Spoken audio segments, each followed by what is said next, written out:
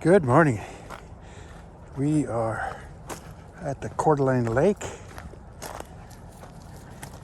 and we are in Genesis 8. So let's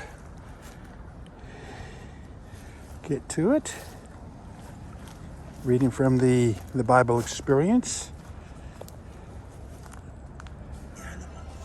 And all the creatures that move along the ground, so they can multiply on the earth and be fruitful and increase in number on it. So Noah came out, together with his sons and his wife, and his sons' wives, all the animals and all the creatures that move along the ground, and all the birds, everything that moves on the earth, came out of the ark, one kind after another. Then Noah built an altar to the Lord, and taking some of all the clean animals and clean birds, he sacrificed burnt offerings on it.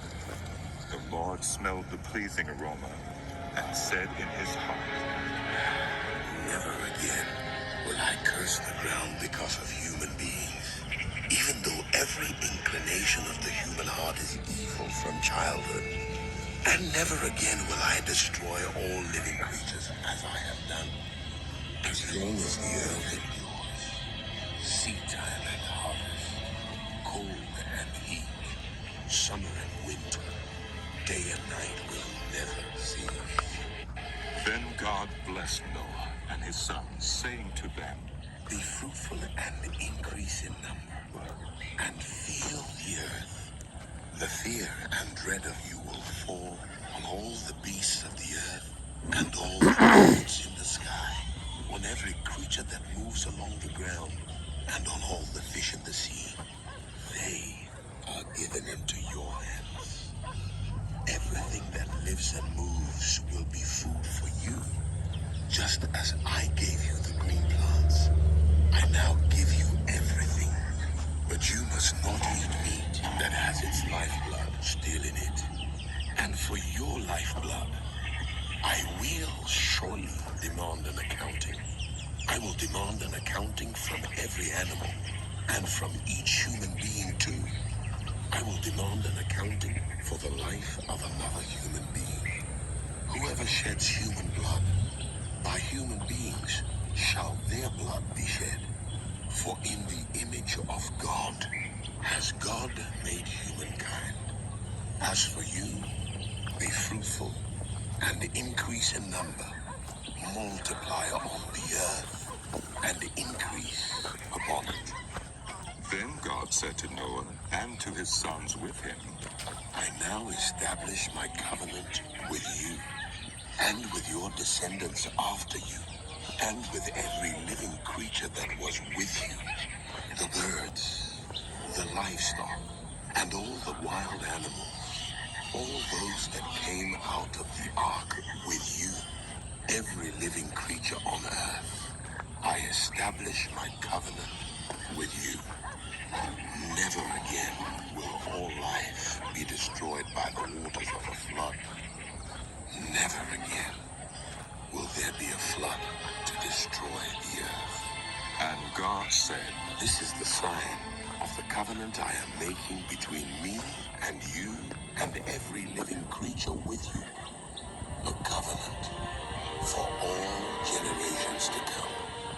I have set my rainbow in the clouds, and it will be the sign of the covenant between me and the earth. Whenever I bring clouds over the earth and the rainbow appears in the clouds, I will remember my covenant between me and you and all living creatures of every kind. Never again will the waters become a flood to destroy all life. Whenever the rainbow appears in the clouds, I will see it and remember the everlasting covenant between God and all living creatures of every kind on the earth. So God said to Noah, This is the sign of the covenant I have established between me and all life on the earth. The sons of Noah who came out of the ark were Shem, Ham, and Japheth. Ham was the father of Canaan. These were the three sons of Noah, and from them came the people who were scattered over the whole earth. Noah, a man of the soil, proceeded to plant a vineyard. When he drank some of its wine, he became drunk and lay uncovered inside his tent. Ham, the father of Canaan, saw his father's nakedness and told his two brothers outside. But Shem and Japheth took a garment and laid it across their shoulders. Then they walked in backward and covered their father's nakedness. Their faces were turned the other way so that they would not see their father's nakedness. When Noah awoke from his wine and found out what his youngest son had done to him, he said, "Cursed be Canaan. The lowest of slaves will he be to his brothers." He also said, "Praise be to the Lord, the God of Shem. May Canaan be the slave of Shem. May God extend Japheth's territory.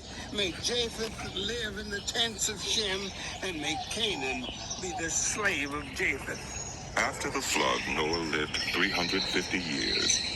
Noah lived a total of 950 years, and then he died. This is the account of Shem, Ham, and Japheth, Noah's sons, who themselves had sons after the flood. The sons of Japheth, Gomer, Magog, Madai, Javan, Tubal, Meshach, and Tiras. The sons of Gomer, Ashkenaz, Riphath, and Togarmah. The sons of Javan, Elisha, Tarshish, the Kittites, and the Rodanites. From these, the maritime peoples spread out into their territories by their clans within their nations, each with its own language. The sons of Ham, Cush, Egypt, Put, and Canaan.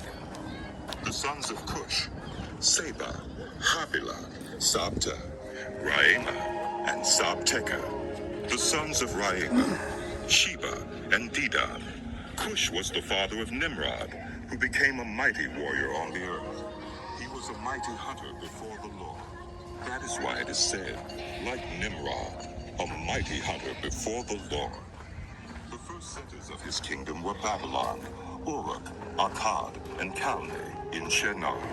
From that land he went to Assyria, where he built Nineveh, Rehoboth-er, Calah, and Resen, which is between Nineveh and Calah, which is the great city. Egypt was the father of the Ludites, Anamites, Lehabites, Naphtuhites, Pathrusites, Cashlahites, from whom the Philistines came, and Caphtorites. Canaan was the father of Sidon, his firstborn, and of the Hittites, Jebusites, Amorites, Girgashites, Hivites, Archites, Sinites, Arvadites, Zemarites, and Hamathites.